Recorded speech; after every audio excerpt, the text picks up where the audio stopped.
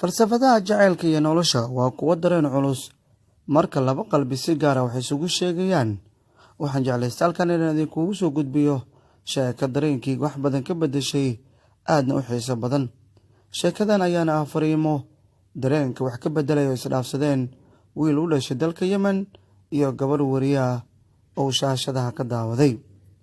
wiil xariif u dhashay dalka Yemen laguna magacaabo Cumar Al-Amuudi ayaa wuxuu fariin shukaansi u diray gabadha lagu magacaabo Christian Baysari, taasoo ka shaqeysa telefishinka Al-Xadas. ereyada quruxda badnaa ee Cumar u qoray awgeed waxay noqdeen kuwo lagu faafiyo Facebook, Twitter-ka. jeer oo warkii gaaray gabadhi waxayna la soo xiriirtay Cumar iyadoo uga mahadcelinaysa dareenka quruxda badan uu muujiyay. waxaana Cumar ugu horreyn u qoray gabadhan fariin xiiso badan, dareenkeedana gabadhaasi rogtay.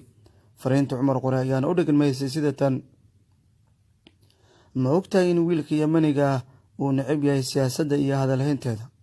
saas oo tahay isagoo ama kaagsan uu adiga ku daawanayo isagoo dhoola caddeynaya.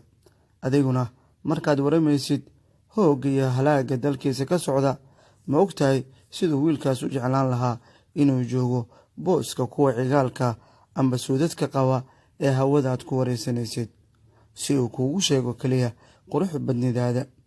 waxaan kuu sheegi lahaa inaad leedahay sixir, kaasoo ah wararka xun ka dhigaya kuwo wanaagsan oo la jecel yahay. hagaardaamooyinka aad ka sheekeynaysid waxay ka hadli lahaayeen dhagoolka, indhahaaga baana kaaga warrami doonaa. waxay sidaasi nabad iyo dagaal, nolol iyo geeri, gacalo Christian, timahaaga hurdiga ah maankayga xadayaan, balse madowga baad aad uga soo bixi lahayd. barta kaaga taal dhudhunkaaga bidix ayaa u daliila taas. hana ka shakiyin in midabka madow lagu xadgudbay marka loo isticmaalay tacsida uma baahnid markhaati iyo wariyaalkaaga marakaca runnimada waxa aad sheegaysid. war degdega noogu sheeg in Qudus la xoreeyay, suudaanna ay nabad noqotay, suuriyana dib loo camiray, dagaalkii Yemenna uu istaagay.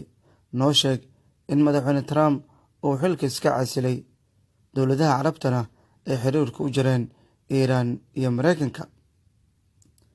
oo noo sheeg odayga Cali Cabdalla Saalax ah inuu weli nool yahay. waxyaabahan waan rumaysanayaa, wararkaaga oo dhan waan rumaysanayaa. balaayo kastoo aad sheegtid baraare bayna iigu muuqanayaan.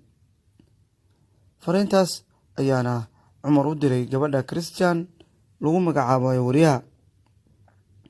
haddaba gabadhan ayaana markii fariinta gaartay waxay u soo dirtay fariin kaloo xiiso badan oo dad badan dareenkooda soo jiidatay. waxayna ku bilowday fariinteeda: marxaba Cumarow, waa Christian. waan aqriyay fariintaadii, mar baan dhoola caddeeyey, 2 goorna waan murugooday. waxaan ku quslay dareenka haweeneed ee shukaansiga iyo ammaantu ka farxiso. haba qarsadaan 2 jeeraan murugoodana, mar waa adigaan ku walwalay, marna aniga isku walwalay.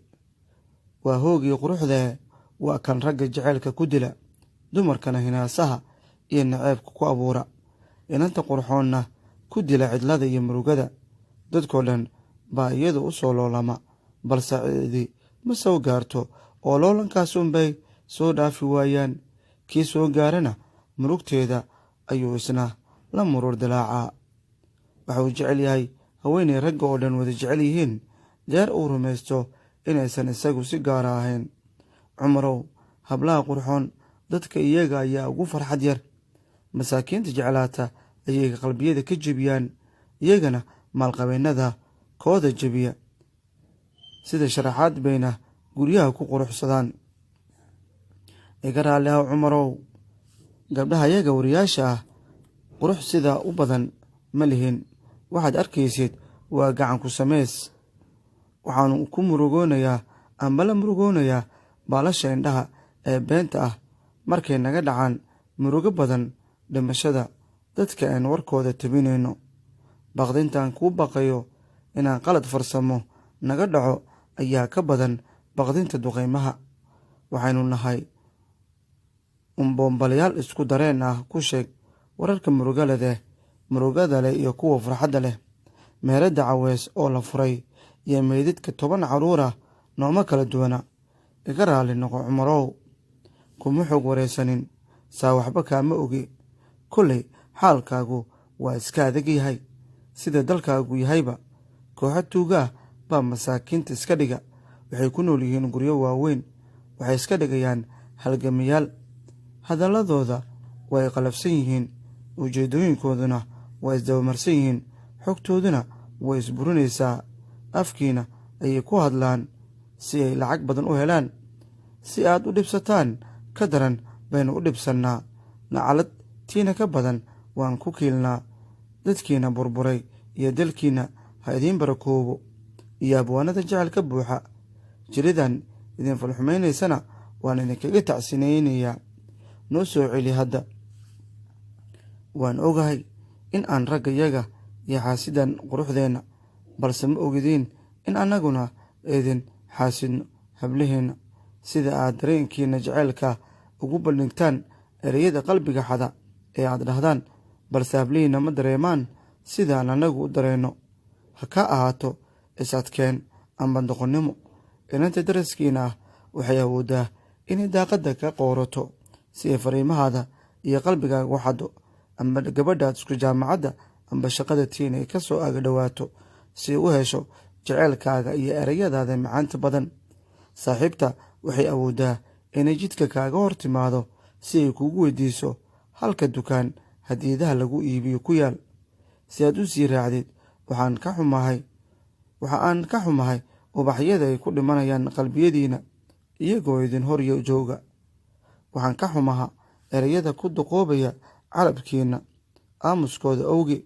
Waxaan ka xumahay qalbiyadiina jacaylku ka buuxo iyo gabdhihiina in la guursado ka doorbidaya in la jeclaado. Cumarow, hal sadar oo fariintaad ii soo dirta ka mida baa iga farxad badan inaan dalxiis ku tago magaalada San Francisco ama sawir aan kula galo Trump beerta ku taal aqalka cad. Erey jacayl ah baa iga filan inaan isku tuurtuuro jidadka Moscow. Warqad jacayl oo dhaba baana iiga qaalisan inaan ku nasto beerta Andalus kuna dalxiiso qaaradaha dunida sidaan yeeli jiray, balse waxaan ku dhex dalxiisayaa ereyada ku yili fariintaada. Inaan tifatiro fariintaada ayaan iiga muhiimsan inaan dalalkaasi ku damaashaado kuna suucdo. Ugu dambeyn saaxiibkayow, ha igala baqiilin fariin kale oo aad ii soo dirtid. Ma aan fariin oo keliya, sidee kula tahayba waxay ii tahay tigid aan ku maro magaalooyinka iyo xeebaha qalbiyagaygu jecel yihiin, kuwaasoon cidna idinkaga ahayn. Waadna ku mahadsantahay fariintaada quruxda badan aad ii soo dirtay. Dareenkayga ayayna wax badan ka beddeshay, ayay ku soo koobtay qoraalkeeda gabadhan. Sheekadan ayaana noqotay mid baraha bulshada si weyn u qabsatay. Waxaana turjumay Cabdulaahi Bowtaan, waxaan idinla socodsiinayay wariyaha arrimaha bulshada Gacal Ayman.